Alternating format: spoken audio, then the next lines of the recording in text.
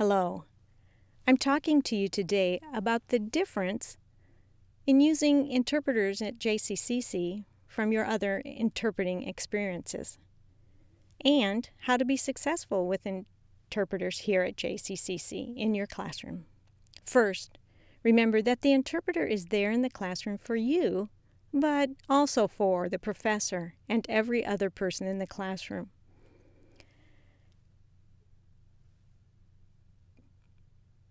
Remember that when you're talking to your interpreter will be friendly but professional. It may be a different experience to not have the interpreter have a conversation with you during class.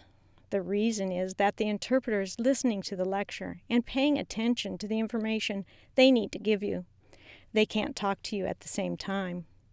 Remember, too, that when you look down, look at your textbook, text, or whatever, the interpreter can't hold the information until you look up. It is not possible. So be ready to pay attention in the classroom. It is also a good way to be respectful to the professor. You are responsible for many things in the classroom at JCCC. One of those things is where to sit. You could ask the interpreter or maybe the professor where the best place would be to sit. You need to see the professor, watch the interpreter, and perhaps view an overhead screen. So where's the best place to sit? Well, it wouldn't be in front of a window.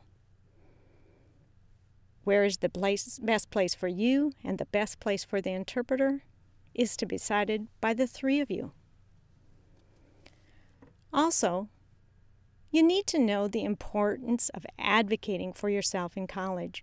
It means that if you have an issue or problem with the interpreter, you can be confident that you can approach and ask for a change. For example, maybe the interpreter's finger spelling is too fast or too sloppy. Ask the interpreter to slow down their finger spelling.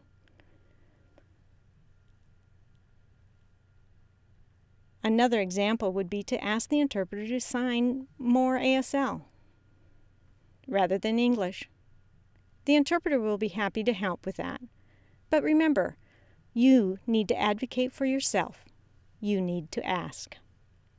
In the same way, you need to be able to approach the professor. The professor is not going to ask each person what the problem is or what is their concerns. You need to approach the professor.